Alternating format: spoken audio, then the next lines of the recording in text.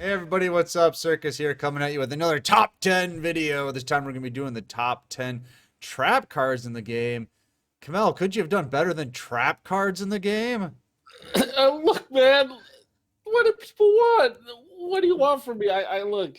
We've done a lot of top 10 videos already, and I need help from the chat. So before we get into the video, please let us know in the comments what other top 10 videos do you want to see, so we can cover some more specific ones. No, it's a good topic because it is 1/3 of the game. You got monsters, you got spells, and you got traps. And traps are the ones that people love to hate because they're the ones that ruin your day.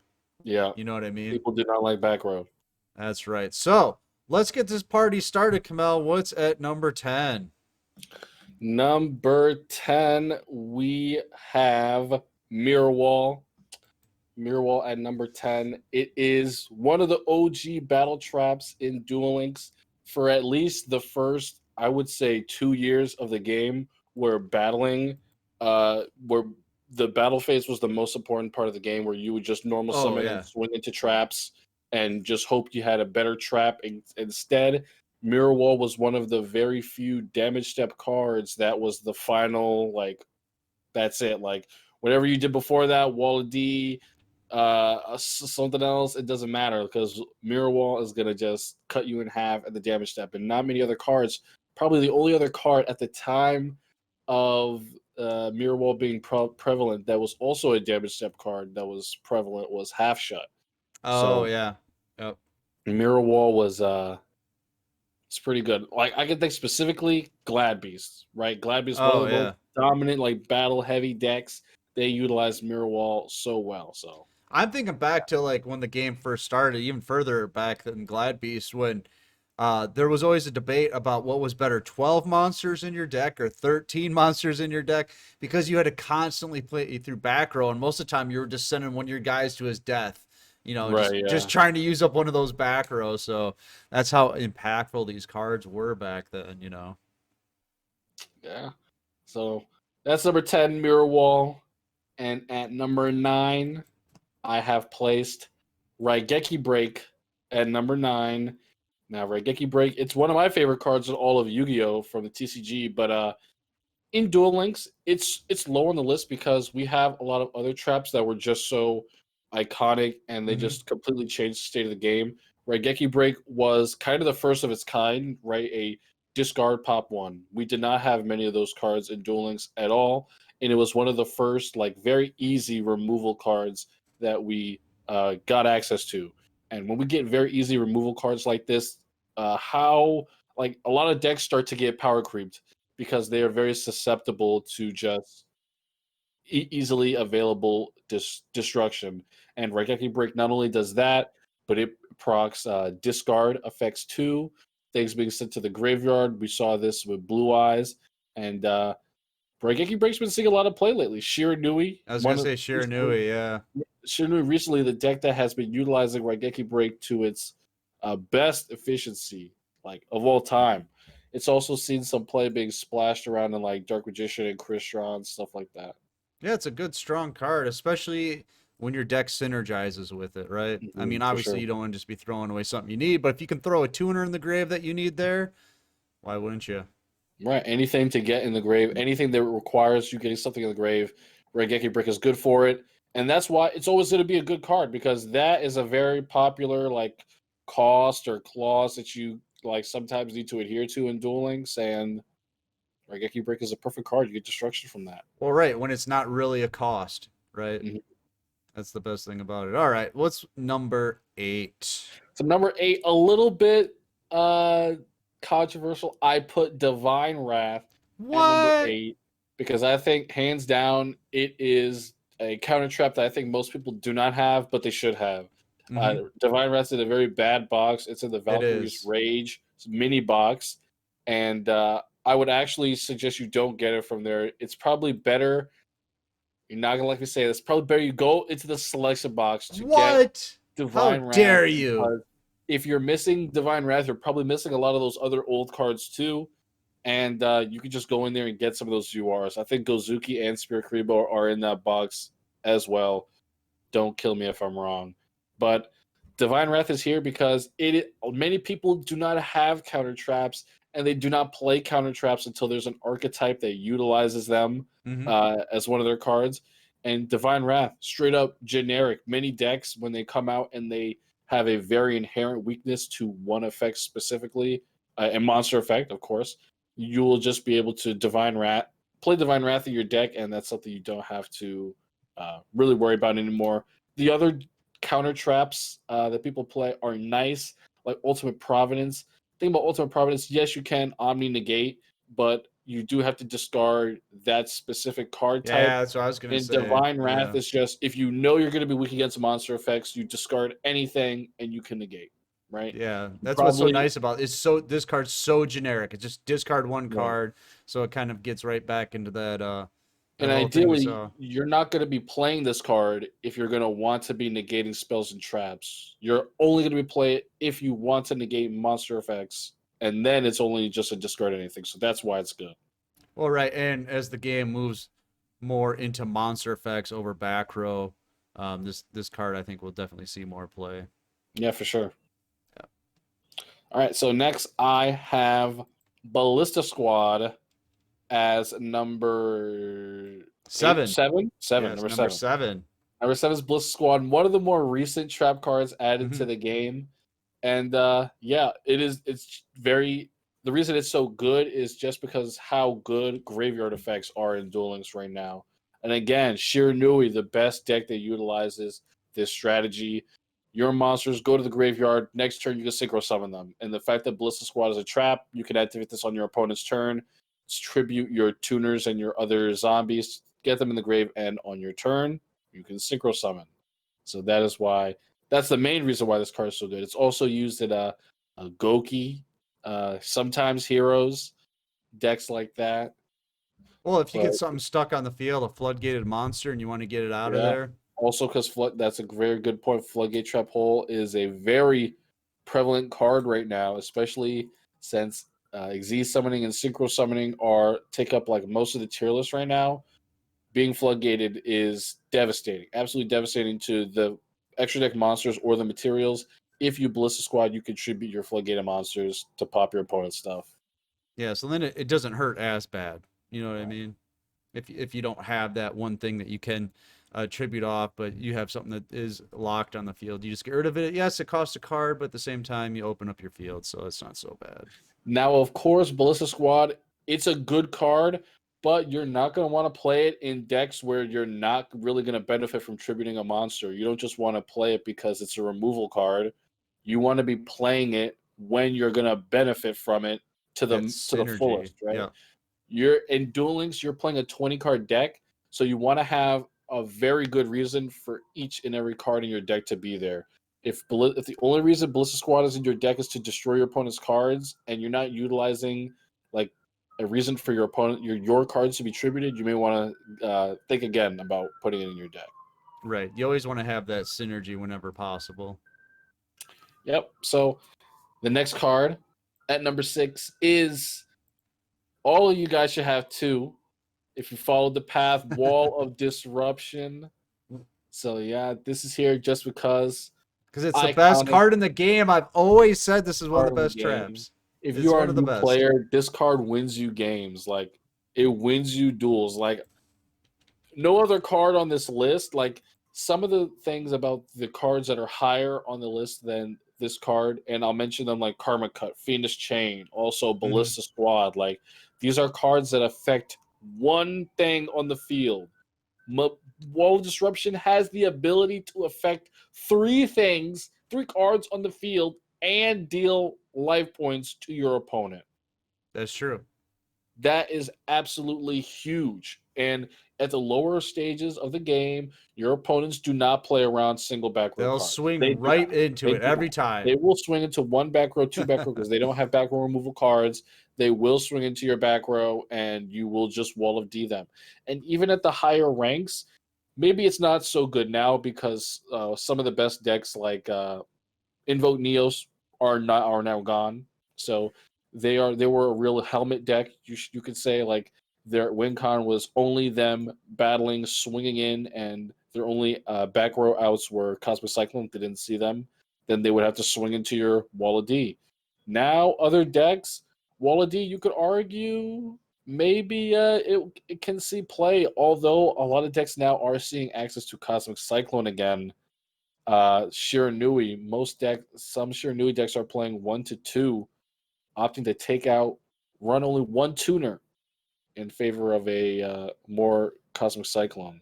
I think this is the one card on your list so far that is one of those cards that would make your opponent scoop. Yeah, Wall of D straight up, it wins you games, man.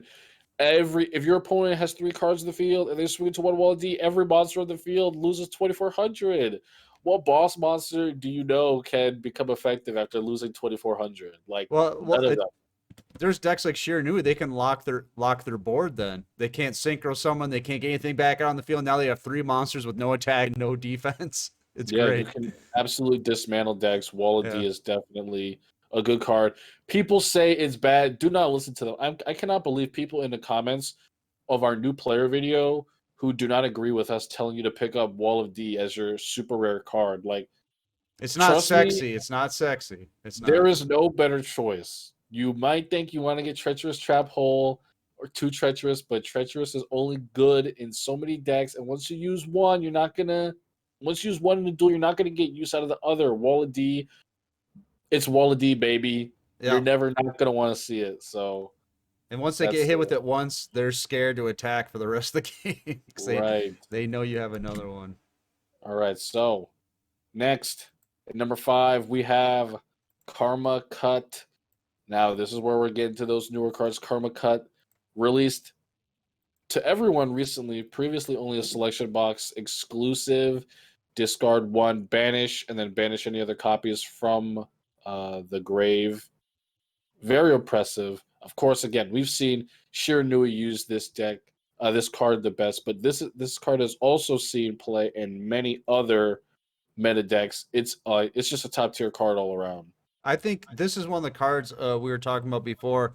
You don't want to like throw something in the grave unless it synergizes. But with this card, I think it's so nice that sometimes it's worth playing in a deck that maybe doesn't synergize with it the best because you're banishing a card and then you're getting banishing all the cards as with the same name as that monster from your opponent's graveyard. So I mean, you could really nail them with something like get rid of those tuners, get rid of those veers or whatever, you know.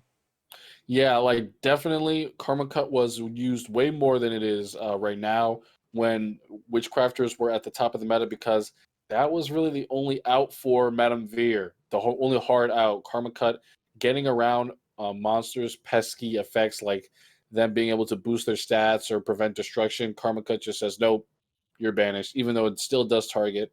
So you have to take that into account. But Cocytus is not in the meta right now, which is a non-targetable card. So Karma Cut is very good because it can kill anything right now. I don't think there's a boss monster that can like say no. Luna Lights, right? The Luna Oh, Light. Lunalight. Oh God, of You gotta course. watch out, man. Oh my gosh. Anyway, Karma Cut, a generally very It's a good card. good card. It's a very good It is card. in a mini box, and it is in the Karakuri mini box. So Right. check it out. You know, if you're interested in Karakuris, maybe you have the older stuff, it's not so bad for you to go in here to get Karma Cut. All right. Karakuri Part 2 box. Karakuri Part 2 box. Part That's 2, right. yeah. Yeah. All right. All right. So there now we have number 4, Fiendish Chain. You're like, Fiendish Chain is How number is that 4? not number 1, Kamel? What? You will see the cards I pick at the top 3, and they deserve their spot. You probably have guessed them by now, but Fiendish Chain is number 4, and it is number 4 only because of how recently everyone has had access to this card. Fiendish Chain, of course, insanely oppressive card. Negate a monster's effect. It cannot attack. It is a continuous trap. Of course, it is susceptible to Cosmic Cyclone, so it does have a blaring weakness having to remain on the field, but still super oppressive. As soon as it came out, it was good. If you didn't have it, you were instantly at a disadvantage from your opponents. But it's just that. It affects one card on the field, and not many people have had access to it. It's still a very powerful effect, but I think the other cards on the list that are higher than this, ultimately, I think that they did more at the time of their release than they did for this card. than they did to this card, and I think they're just overall. I want to say they're better in more situations. Well, with Kind Fiendish Chain, it's nice. It does lock down a monster, but it takes up a back row because it's continuous. And then right. if the monster is not destroyed, that thing just sits there. Even though Exactly. that monster left the field by other means, it still And clogs up your back row. if you, it does not prevent that monster from being used as material for synchros, exes, Yeah, fusions, effects, costs. They can use it. They can still utilize it for anything else, just not the monster itself. So while Fiendish Chain is a very good and impressive card, it does have blurry weaknesses that can be taken advantage of. And right now, that's one of those times when they're being taken advantage of. Fiendish Chain leaves a monster face up on the field, and we're in Xyz era, baby. The new decks that are coming out, you're still going to be able to use your Xyz monsters with your face up Fiendish Chained monster, and yeah, I just think that's something that really made the card weaker. I think now.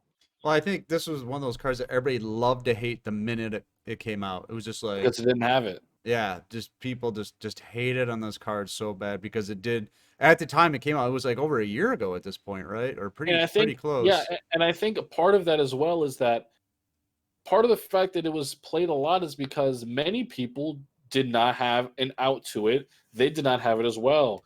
You think about if you're someone who has three Fiendish Chain, you go to a tournament, what are the chances that your opponent has three Fiendish Chain? If you enter a battle phase event, right?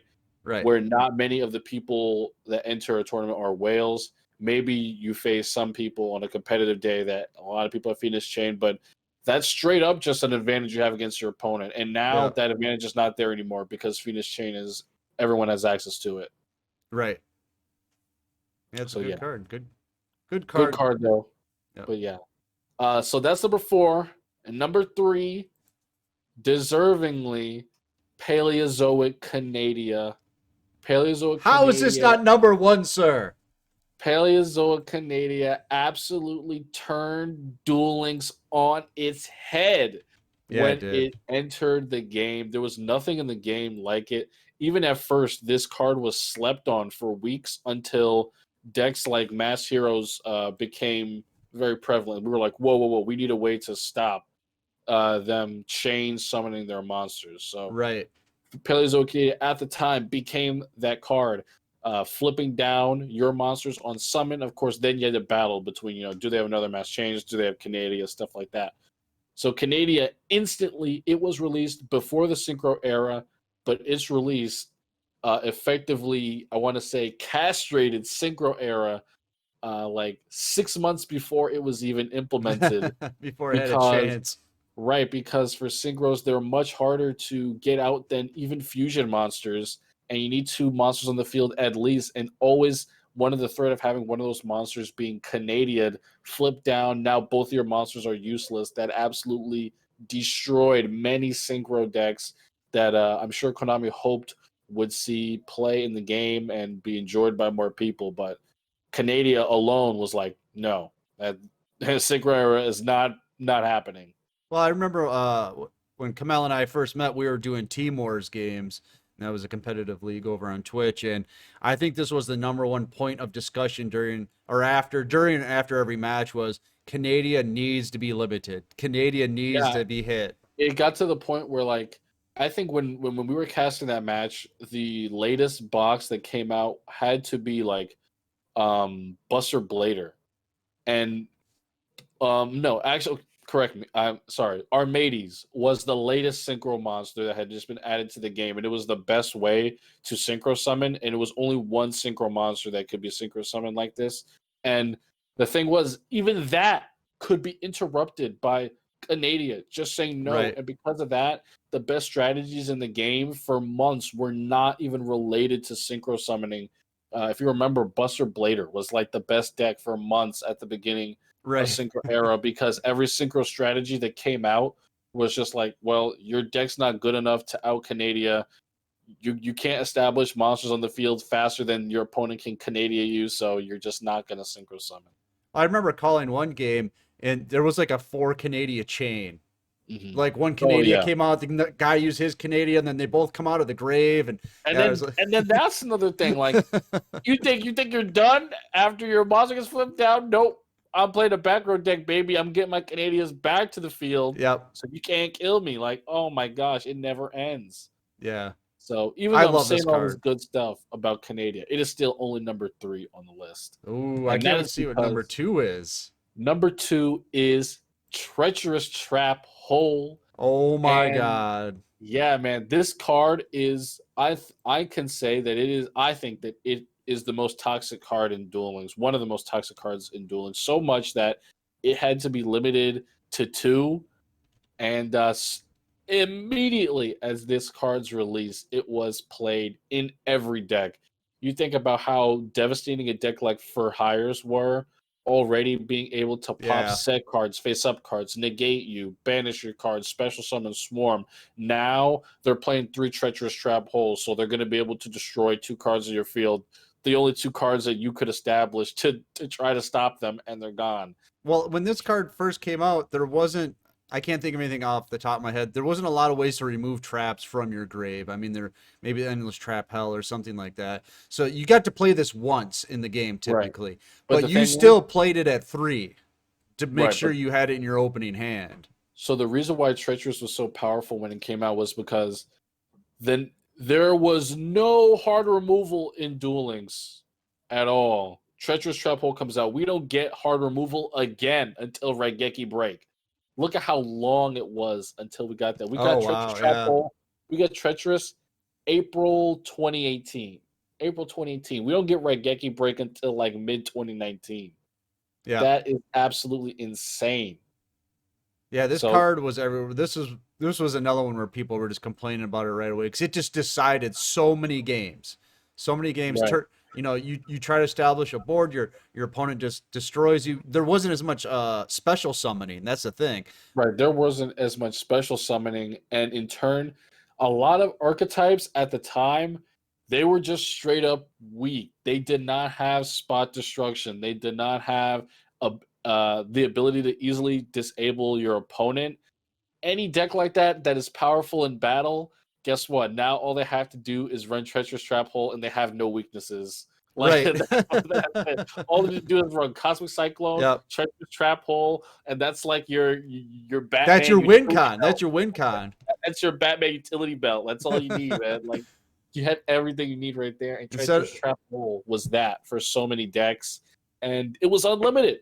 So you could play it with Econ, you could play it with uh, well, honestly, not much was not semi-limited to much bad. else. Yeah, Yeah, that's because about it. Treacherous Trap Hole prompted that ban list. It was the card on that ban list that kind of tied all of the other meta decks together and prevented them from using Treacherous. Right. That So was I'm talking a lot about the past with Treacherous, but it has withstood the test of time. It's still a very good card, providing that destruction to decks that need it, and it's future proof. It's always going to be good. well. I think at this point in the game though, when someone plays it, you're always like, "Are you kidding me? What a cheese ball! Who plays this card?" And Because it's you really you good expect against monsters to be doing, monster effects to be popping or yeah. other traps, but you get hit by treacherous trap hole, and you're like, "Mm, And I want to say dirty." Treacherous it's honestly better against the Xyz era, Hmm. because a lot of the Xyz material monsters that are able to come onto the field, we're going to start to see more and more complex strategies. And those monsters, if they're left on the field, they can interact with other things you can bring out and stuff. Like you see Karakuri now, like if you're just able to switch a Karakuri to defense, face up one, they could bring out Kunamzan and Synchro Summon. With Treacherous, your Karakuris are not on the field to Right. even be able to be affected by that. So being able to remove monsters completely is a very valuable effect that you may want. And Treacherous does that the best at the cost of only being able to do it with no traps, and it's limited to. So Uh, consider that. all And right. then, So this is no, hang on. This is usually where we do honorable mentions, and oh, my honorable mention. honorable mention I want to do was just to all of these cards in general. Do you remember back in the day when Duel Links wasn't as good, the decks weren't as good, and when a new box came out, it was all about what trap is going to be coming out that's going to make my back row better. And that's what a lot of these traps were. So I just want to give my honorable mention to just all of these cards and the way they shaped the game, because for so long it wasn't like what's the new archetype, because there was no archetypes, right? It would just be like, Yeah. here's a box with a bunch of beast cards in it that don't synergize in any way, and here's a really cool trap. So you were just buying the box to get that one trap or that one spell card. So I just want to give an honorable mention to all the good old days of waiting for these one traps to come out. Like Wall of D was, the only good card in that box. Treacherous Yeah. Trap Hole, the only good card in that box, kind of thing. Hmm. Yeah, definitely agreed. Some honorable mentions I was thinking of are Hollowed Life Barrier. Mm-hmm. Some free to play ones. Rainbow Counter Life, Gate, right? Rainbow Life, Counter Counter Gate. Gate. Yep. Yeah, those are very good traps that if you're free to play, Oh, they can easily substitute like any of these cards for you. okay, we're changing number one. I just remembered. We're throwing. You guys aren't even gonna find out what number one is. I've already changed Oh it. my god. What was it? Massive Morph. Massive Oh Morph. my god, please don't. Massive Morph. Yes. Draining Shield. Draining Shield is like the biggest noob card. Guys, don't buy the Draining Shield box. Don't do it. It's the biggest noob trap. I'm surprised we didn't put that in our noob trap video. Draining Shield is like one of the most iconic noob traps in Duel Links. Massive Morph. This card had to be limited to Yeah, one, it's too right? toxic. Yeah, it's too toxic. Because you would just like lock up your opponent's field. They couldn't attack, and then you just, I'm gonna stall. I'm gonna stall. I'm gonna stall. Massive Morph. Just one of the worst cards. Uh, Yeah, that's definitely my number one of all time. terrible. All right, let's get to the real. Drowning. That's my last. What was it? Drowning? I'll throw Drowning it. Mirror Force. That's my last honorable mention. All right, now Okay. their number one. My number one trap card in Duel Links is Floodgate Trap Hole. Of course it is. And why not? And it Why is not? Floodgate Trap Hole because it provides an effect in Duel Links that no other card on this list does. And that is the fact that it deals with monsters that cannot be targeted. And now you may be wondering, well, Kamel, nothing in Duel Links right now that is in the meta cannot be targeted, right? Only Cocytus could not be targeted, and Element Sabers is nerfed. But this is probably the most important thing that you're ever going to have to account for when you're going up against a very good deck. Even though there are no decks like that right now, Xyz archetypes, this effect is very common. X card cannot be targeted by these effects. Floodgate Trap Hole says your monsters coming out can't be targeted. Well, no, it's not coming out. Yeah. And it's not going to be activating its disease effect. And it's not going to be detaching. It's not going to be doing anything at all. Yep. So, of course, we've seen cards recently that have built-in outs to Floodgate, like the Satellar Knight Del Toros. But again, how many of those are we going to get in Duel Links? I'm not very sure.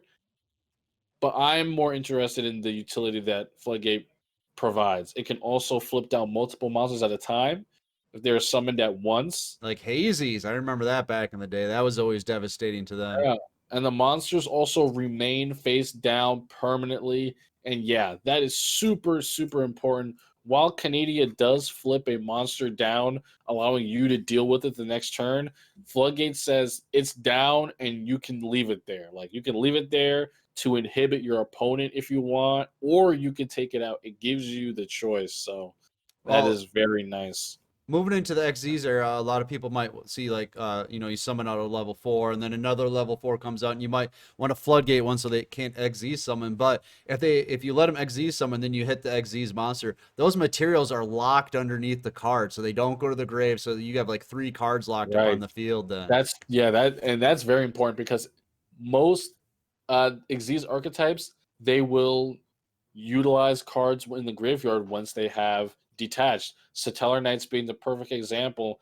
Any Teller Knight that you detach from your Xyz monsters, you can then bring back with Altair. And straight up, if you don't have Satellar Knights in the grave because they're all stuck under a floodgated monster, you are not going to be special summoning. right. Although Del Toros cannot be floodgated, so just replace it with any other Exeus monster. But So, just the general principle is you're locking up 3 cards then rather than right. one, because a lot of like what are they called, heraldics or whatever that came out of the new box.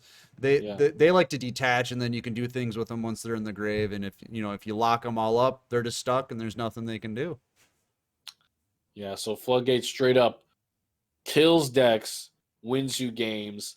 That's why it is at number 1. Being able to clog the board is it's very good, especially against new and very powerful strategies. Floodgate will often be one of your only saving graces against like a powerful synchro deck, a powerful Aziz deck, something that just rolls over you in a turn unless you have some stuff to interrupt it. Mm-hmm. There's nothing worse than a floodgated tuner. Yeah, terrible. Nothing worse. All right, guys. I'm sure we missed some, even though we had like 12 honorable mentions. But make sure Don't waste your time telling me in the comments I'm not her.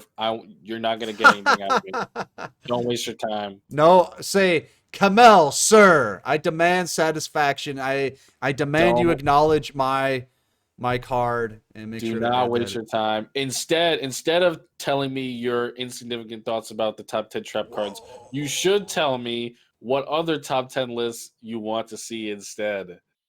No, I say DM him directly in Discord with your top 10 traps that he missed. Oh gosh. You can DM Herf instead. How about that? All right. Oh, I can't wait to see if you get blown up tomorrow. Don't do it, guys. All right, guys, but that's my top 10 trap Yep. cards. Let me know what you think in the comments, and please let me know what other top 10 lists you want to see. Don't say top 10 pyro monsters. I'm not doing top 10 pyro Ah. monsters. But yeah, thank you all for watching. Again, be sure to pop out for a Spook Phase, October 25th through the 31st. There's going to be a tournament 6 days, 6 out of the 7 days of the week, $50 each one of those tournaments. Make sure you're in the Discord link in the description for the sign-up links for all of those Ooh, events. that's right. That's gonna you should be seeing this on Saturday, so the first one's gonna be on Sunday, and I get to do it. That's awesome, great. So make sure to get in the Discord because that's where we host them all, and you can join them for free because they're always free. For free. And we have a great new player help channel in there. So if you're just starting with the game, you don't know what to do, you don't know how to get started, we're there to help. So We're there get to in help. All of us are. and it's free. It's also free. No paywall there. So get in there. The only thing that we have that is a paywall, Kamel, is the Canahawk Take 'em Back clip. Yes, You that have is to it. sub. That's the only thing we have. But for besides that, yeah, everything we do is free. So make sure to get in there and enjoy all the free stuff. definitely. Peace out, guys. That's all from us. All right, we'll see you next time. I'm Circus. That's Kamel. Peace out.